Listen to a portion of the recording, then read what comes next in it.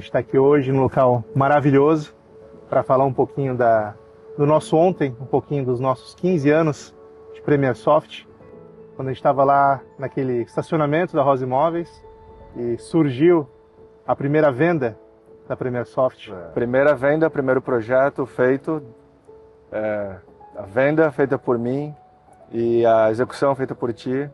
E assim foi o início da parceria. Por nós. De uma forma muito natural e que as coisas se encaixaram. Uma cumplicidade, talvez, e um respeito muito grande por todo o projeto, por todo o trajeto. Quando lá naquele projeto da construtora tinha uma parte que falasse, putz, acho que tu pode ajudar aqui, trazer o conhecimento de outras tecnologias para ajudar a fazer esse projeto. E eu me apaixonei por aquilo também. E foi uma jornada legal. Tinha 21, você 20, né? Nós éramos novinhos, hoje já não mais tão novinhos. Mas dois devem se projetarem a empreender, né? No Brasil de forma crua, digamos assim, apenas com contexto técnico, foi um desafio muito bacana. E foi muito interessante porque foi bem no início, né, da questão da onda mobile, né? Então a gente pegou ali o começo de tudo, onde a gente ia tentar vender como desenvolvedor, que foi um grande desafio, uma grande transformação pessoal nossa e profissional também, de conseguir não falar apenas bytes, mas começar a falar business, né? Começar a mostrar o valor para os nossos futuros clientes na época. E estávamos falando dos nossos desafios técnicos, né, do começo, no início da App Store, no início do desenvolvimento mobile, início do iOS, do Android, na época ainda iPhone OS. E eu lembro que não existia as plataformas que ajudam os programadores hoje em dia, como Stack Overflow, enfim, outras plataformas. Então era muita busca, muita garra para conseguir entregar os projetos, que eram vários desafios técnicos. Mas tem desafios que vão além disso, né? Quando a gente abre uma empresa, gerenciar uma empresa, entender a parte de vendas, né? A gente cruzava para a gente mesmo fazer o gol, né? A gente tinha que girar o negócio para mesmo entregar. E conforme a gente foi pegando projetos maiores, e isso eu acho que é legal a gente comentar, porque como a gente estava começando e a gente não tinha um apelo comercial, nosso apelo era um apelo de delivery, um apelo de entrega de excelência, né? E hoje reflete ainda os nossos valores, que é excelência, e também integra nosso slogan Aim for Greatness. Então, acabou sendo uma forma de a gente criar uma base de clientes na época muito pela indicação.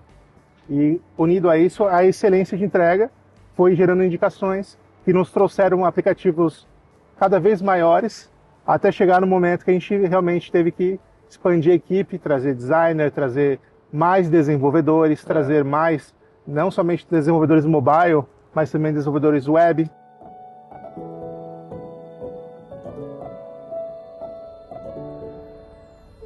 Olhando para o passado, a gente tem algumas fortalezas que elas permanecem e a gente tem muito orgulho delas, né? Eu acho que uma delas acaba sendo a velocidade e o compromisso que a gente assume com os nossos clientes. Então, eu lembro, em 2018, a gente recebeu um desafio de uma fintech, um desafio de facelift do aplicativo e para ajudar... Com novos recursos. Com novos recursos, né? Não vamos só mudar a experiência, que é importante, mas a gente tem um desafio grande no mercado de São Paulo. Como é que foi isso aí? Você lembra, JP? Então, eu me recordo que o cliente ligou, a gente já tinha feito todo o projeto de experiência de usuário, né, de entender qual era a melhor experiência de usuário. Eu lembro que a gente tinha um grupo que todo mundo mandava ideias, eu vi isso no aplicativo de tal banco, vi isso no aplicativo de tal fintech, para a gente conseguir criar. Eu lembro que o lema era o melhor aplicativo de banco do mundo. Esse era o lema. Isso aí. Apesar de não ser um banco, era uma fintech, isso. Mas o objetivo era ser melhor do que, inclusive, os bancos, para a época. E já estava feito todo o design aprovado já pelo cliente, um projeto de 4 meses e meio. Até que o cliente me liga no começo de dezembro, falando: João Paulo, tem um desafio para a equipe da Premier Soft. Preciso desse projeto pronto em 30 dias. Isso era dia 15 de dezembro. Época boa para pedir isso. Época boa. Logicamente, a gente foi conversar com a equipe, a gente entendeu o que dava para ser feito, entendeu os desafios, com muita senioridade na equipe. Eu acho que isso ajudou bastante. E é uma imagem legal, porque estava todo mundo metendo a mão na massa, fazendo o que precisava ser feito para entregar o projeto em 30 dias. Sim. E entregamos em 28 dias o 28 projeto. dias.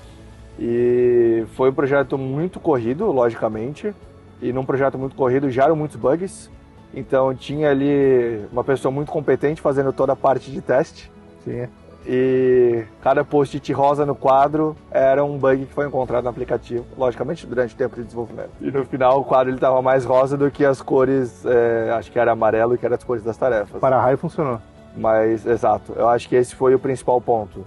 A gente conseguiu identificar tudo isso antes de ir para a produção. Perfeito. Logicamente a gente entregou 2 dias antes, o cliente teve tempo de testar esse projeto também. E foi um sucesso. A gente conseguiu entrar em São Paulo, abrir mercado novo para o cliente, Exato. com um facelift, com todo um design system feito. E um projeto que tenho certeza que a gente tem muito orgulho, olhando para o passado. Que mais uma vez a gente conseguiu entregar o que o cliente precisava, no tempo que ele precisava, entregar o resultado e o valor necessário. Perfeito.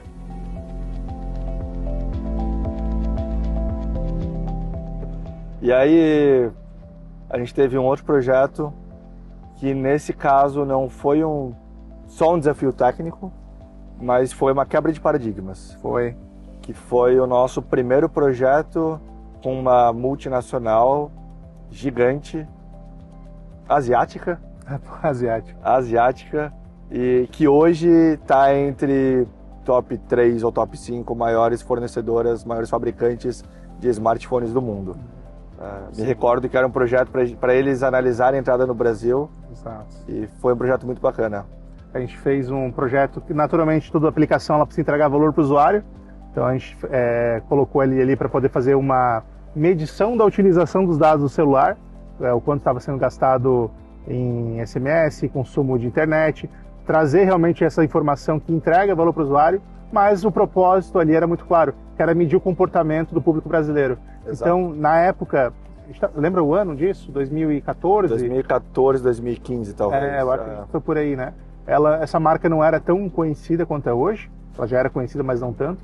E aí foi um dos experimentos que ela fez no Brasil para entender o comportamento do público brasileiro. Então, a Primersoft, ela é diretamente responsável por uma das grandes experiências de validação de mercado dessa gigante aí asiática, com essa aplicação que nos foi confiada. E o resultado do projeto é muito bacana, né? Porque o grande objetivo, como você falou, é entregar valor para o usuário, logicamente, ele entendeu o consumo dele, entendeu onde é que ele está gastando mais crédito, mais dados para a época. Mas, por outro lado, o resultado para o cliente, ele conseguiu entender quais operadoras tinham mais abrangência no Brasil, ele conseguiu entender quais aplicativos fazia mais sentido ele fazer parceria. E a entrada no Brasil dele depois, acho que foi 6 meses ou 1 ano depois do lançamento desse projeto, ela foi muito pautada por isso. Eles conseguiram fechar a parceria certa com as operadoras certas, no formato certo por conta disso, por conta de toda essa validação. Então, é um projeto que certamente tem muito orgulho de falar pelo impacto que isso gerou num dos maiores mercados do mundo, né, de smartphones, que é o Brasil. A gente falou bastante dos nossos primeiros passos em projetos ali, como início de Primersoft, projetos locais, aí evoluindo agora para esse projeto aí dessa asiática. Mas teve também um primeiro passo no que diz respeito a Estados Unidos, João Paulo, que isso tem muito a ver com algo que você identificou em uma oportunidade bastante inusitada. Me recordo que eu era cliente, estava utilizando o sistema deles e imaginava que tinha alguma coisa ali que parecia não tão seguro. E aí, com alguns testes de segurança, que normalmente a gente faz nos nossos projetos, eu identifiquei que tinha uma vulnerabilidade e, logicamente, o primeiro passo é reportar isso. Perfeito. Reportei isso para essa empresa e 2, 3 meses depois eu estaria lá na região. Orlando, né? Deixei claro que eu estaria em Orlando. A passeio, não era trabalho, era passeio. E falei, se você quiser, a gente pode se conhecer. Enfim, eles tentaram resolver o problema de segurança pelo lado deles. Até esses 2, 3 meses depois, acho que isso era fevereiro, eles não tinham resolvido. E aí, quando eu cheguei lá, ele pediu para contratar a Primersoft para resolver esse problema, que eles não sabiam por onde resolver. Então, me recordo que não era uma solução difícil, era uma solução relativamente simples de ser feita, mas precisava ser feita. Acho que no final do dia é isso. E a gente corrigiu os problemas de vulnerabilidade que deixavam, não expostos claramente, mas era uma vulnerabilidade que dava acesso a milhares, dezenas de milhares de dados de cartão de crédito, entre outras informações privadas. E com isso o cliente ele criou uma confiança na gente. E é legal porque é um trabalho que ele deixa muito claro um dos nossos principais valores, que é a confiança. A confiança que a gente tirou naquela primeira interação lá atrás, antes ainda deles serem nossos clientes, fez eles fazerem vários projetos conosco, desde projetos internos até a solução que está no dia a dia com o cliente. E esse foi o nosso primeiro projeto nos Estados Unidos, lá em 2017. Então a gente já tinha passado por essa gigante asiática, a gente teve esse primeiro projeto nos Estados Unidos. Isso despertou na gente um desejo de estar mais próximo dos Estados Unidos, do mercado americano. E aí o nosso objetivo de estar em Santa Mônica foi muito assertivo, a gente acabou indo para lá, criando a nossa base lá, e hoje estamos com presença lá com mais clientes pelos Estados Unidos, não só ali na Califórnia, né, mas pelos Estados Unidos todo, costa leste, costa oeste, norte e sul, a gente está com clientes lá e fazendo essa expansão internacional.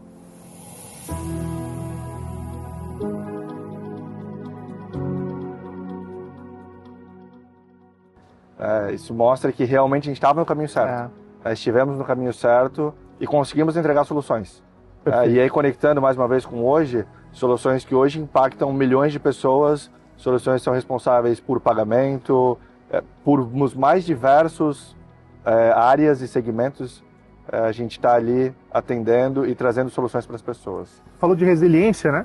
Eu concordo muito com isso, eu acho que ela é essencial, mas nada adianta a resiliência sem revisão.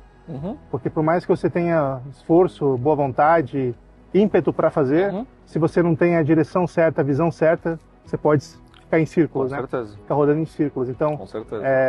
Claro que naturalmente com 20, 21 anos, a visão talvez ela não era tão clara, tão cristalina quanto ela é hoje, mas ela já existia, né? Então, naturalmente com uma série de aprendizados, a gente foi reajustando as rotas, mas a gente estava indo para o caminho certo e hoje isso fica muito claro para mim, né? Desde o início. Com certeza.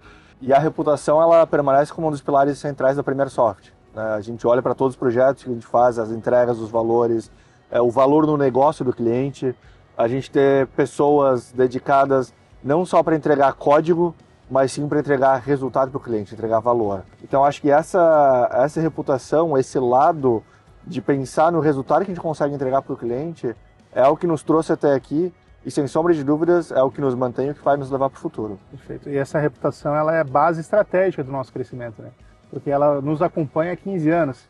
Então é natural que a gente tenha um zelo muito grande e uma preocupação em mantê-la. Então tudo que a gente faz para manter essa reputação que a gente conseguiu construir com muito suor e ainda continua construindo com muito suor, ela envolve muita intencionalidade.